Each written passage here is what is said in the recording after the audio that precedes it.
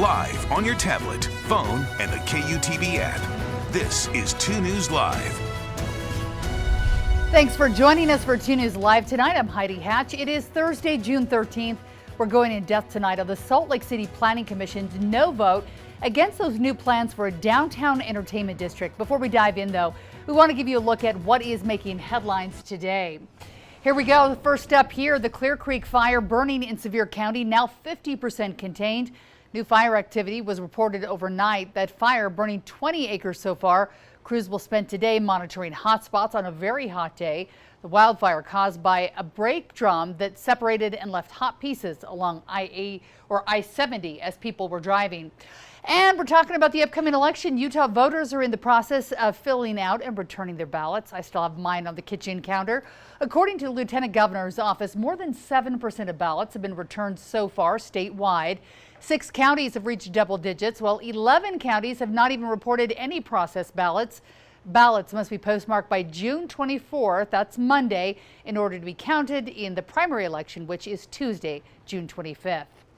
Also making headlines today, the U.S. Supreme Court making its first major abortion ruling since overturning Roe v. Wade.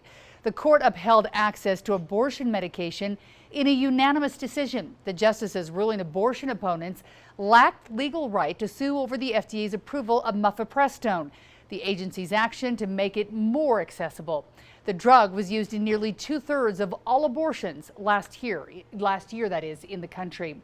And also Yellowstone National Park marking 2 years since historic flooding forced it to close for more than a week. On June 13th of 2022, more than 10,000 visitors evacuated from the park as 500-year flood event there led to floods, rock slides, mudslides. It was a mess. The waters destroyed critical infrastructure and wiped out sections of park roads there. It also washed away homes and cabins all along the water lines. Tough to believe it's already been 2 years since that happened. Well, as we go in depth tonight, you can always get in touch with us during the show. All you do, use the hashtag 2NewsLive if you want to join that conversation. You can always find us on Facebook, Twitter, Instagram. You can find me at TV Heidi Hatch. Send me a direct message if you'd like to weigh in. Denver right now paying travel costs to send migrants here to Utah. The number is roughly at 2,000 and counting. Brian Malahy has been looking into this. And Brian, how is the city and state of Utah responding to all of this? That's a good question. We have been asking, and we had one answer from the chief of staff for Salt Lake County Mayor Jenny Wilson, who said he expressed his displeasure several months ago. From the Salt Lake City Mayor's office, first a spokesman for the mayor said, look, we don't even know, we haven't independently confirmed that Denver is doing this. And then when I sent him the confirmation in an email exchange with the city of Denver, a representative of the city, the spokesman at the mayor's office, the city mayor's office, said, well, my understanding is we've expressed concerns in a phone call to the city of Denver, but I wasn't on that call. As far as, the state and what it's doing, it's putting out a new flyer that is all in Spanish, and it basically says, look, don't come here. We don't have the resources, we don't have the shelter space, we don't have, our food bank is maxed, so stay away. And this is apparently going to the border, although we have not had specific confirmation of where it's being distributed. We believe it's going to the border. A statement from the governor's office today alluded to that. So all this is in play, and it really hinges on a story we did last week in which we reported that migrant families were flown to Salt Lake from Denver and that unknown nonprofits were the ones who sent them here. Well, it turns out they're known, and it's known. The entity is the Denver City County government. And so, these migrants were put here. They didn't have a lot of information. They didn't know much about Salt Lake City. They didn't have any instructions on where to go or how to navigate life once they got off the airplane and or the bus. Sure, that's frustrating for migrants who are getting sent here without any information, not knowing where to go. Also frustrating as Utahns are probably looking at this. We've seen so many other states dealing with this problem. You would think that the city councils, the mayor's office, the governor's office would be talking to the shelters and maybe the airports and knowing who's coming and going from our state. It just seems weird that nobody seems to know anything about this. Yeah, it is. It is weird, and it's weird that while the state and the city and the county are saying we don't have room for you, we can't take you anymore. That's an important point in this discussion.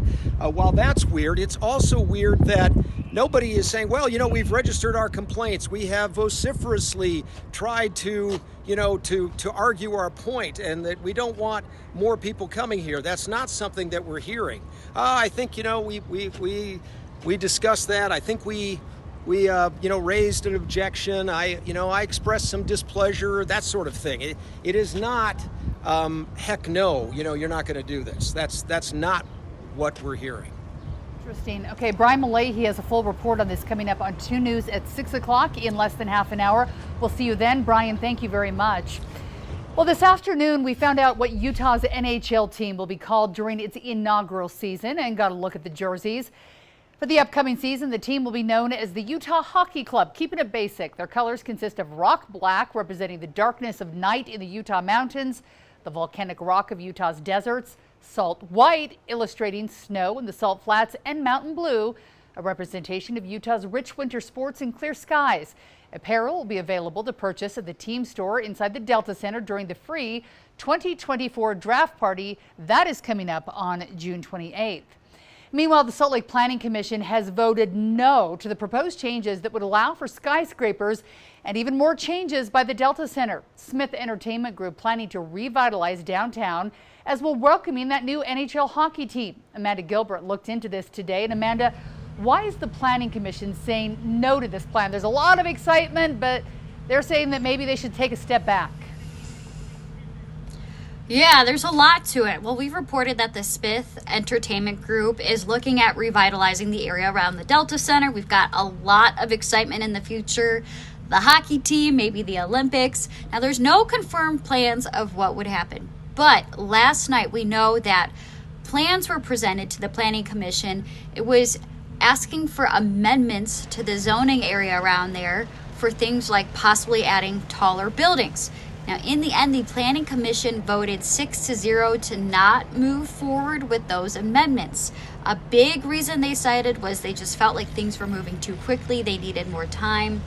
They also talked about feeling like these plans did not fit in with the current downtown plan and the existing purpose of the area, but it's very much an ongoing discussion. Again, this was just the Planning Commission's vote and recommendation.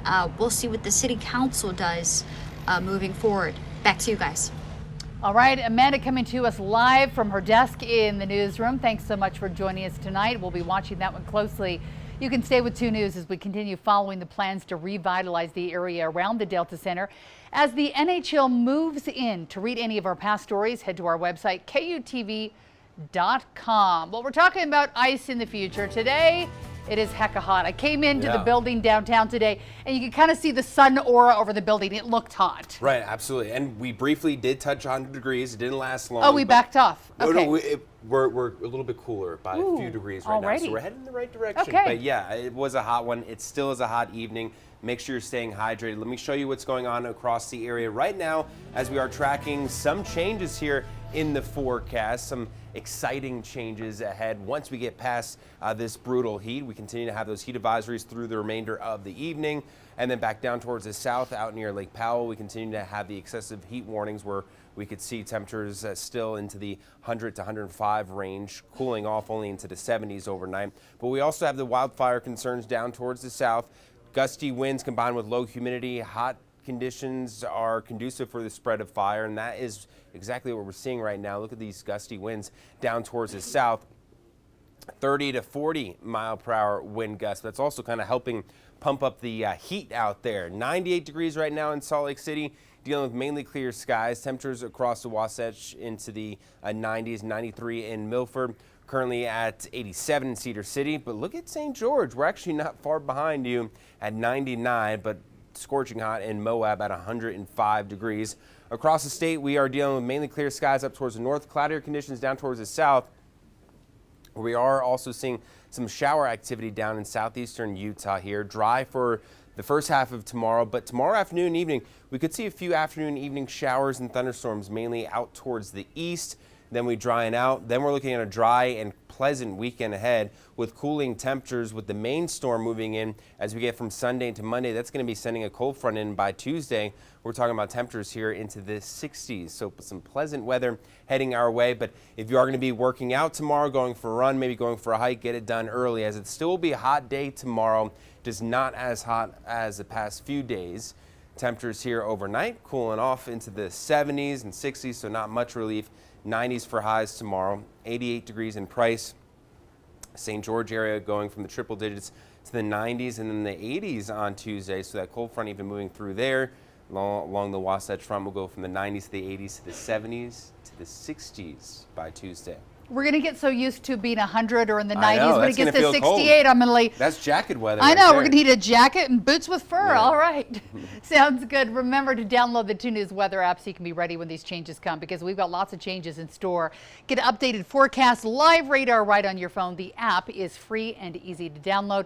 We're going to keep close tabs on this so people know what they have coming as we head towards Father's Day weekend. That's right. A lot of people are going to be out and about, and it's looking fantastic for all the dads, maybe around a golf.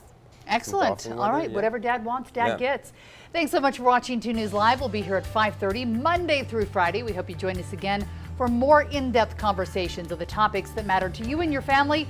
Have a great Thursday. We'll see you tomorrow.